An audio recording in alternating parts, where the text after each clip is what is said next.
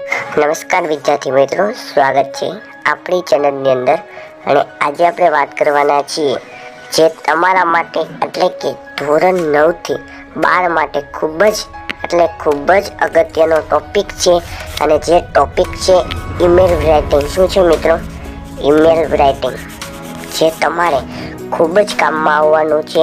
અત્યારે જે ધોરણ 10માં છે જે વિદ્યાર્થી મિત્રો, એમને પણ ખૂબ જ કામમાં આવવાનું છે. ધોરણ 10ની બોર્ડની પરીક્ષાની અંદર આરામથી માર્ક્સ લઈ આવો છો મિત્રો. ધોરણ 10ની બોર્ડની અંદર 5 ગુણની અંદર પૂછાય છે મિત્રો ઈમેલ રાઇટિંગ. હું તમને શીખવાડું કઈ રીતે થશે. તો જોઈએ આપણે આગળ.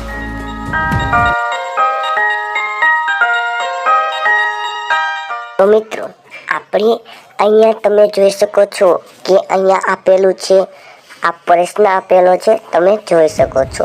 તો શું લખ્યું છે એમાં? Ketki Chauhan write an email to her friend. એટલે શું લખ્યું? કેટકી જે ચૌહાણ છે એ તેના મિત્રને ઈમેલ લખ્યો છે.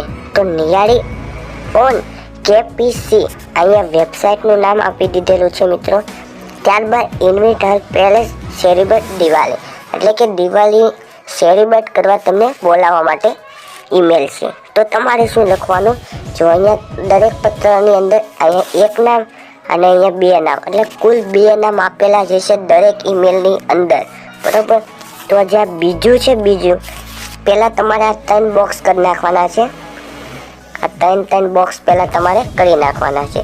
એ 3 બોક્સ થયા બાદ તમારે શું કરવાનું છે? ટુ, ફ્રોમ અને સબ્જેક્ટ એટલું લખવાનું છે મિત્રો. To, from, subject.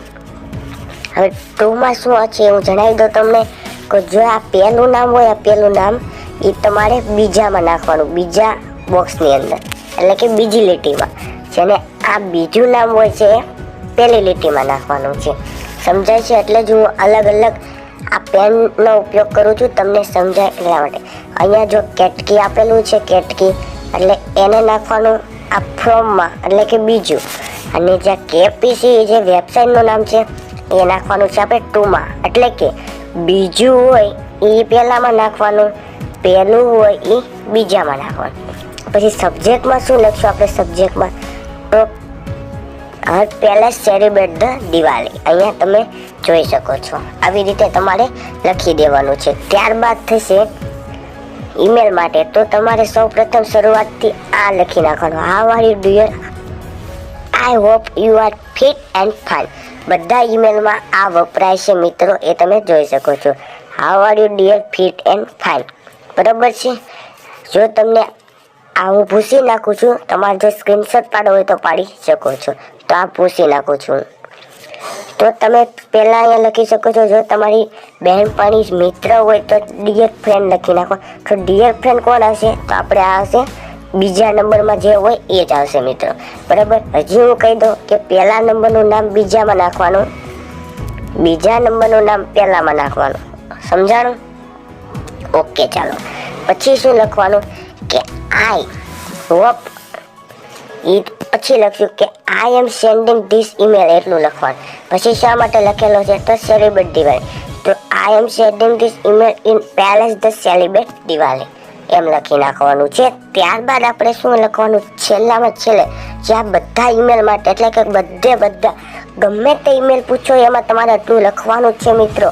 પછી છેલ્લે લખી નાખવાનું છે please do write to me, please do write to me, આટલું લખી નાખવાનું છે મિત્રો. બોક્સ કરેલા છે મિત્રો આ 2, એ 3 બોક્સ બધા ઈમેલની અંદર આવશે મિત્રો. તો હું તમને હજી એક ઈમેલ આપું છું કે જેમાં તમે આરામથી લખી શકો છો. તો અહીંયા તમે જોઈ શકો છો કે જો આ સમજ્યા પછી તમે આરામથી માર્ક્સ લઈ આવો છો.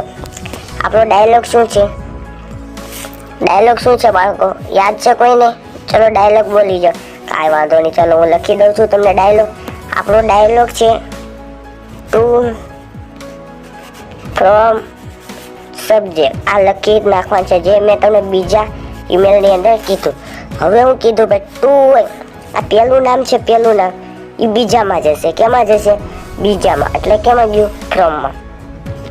અને જે આ બીજું નામ છે, આ બીજી આઈડી જે તમારી પણ આઈડી હોય ને, ગૂગલ આઈડી, એ કેમાં જશે?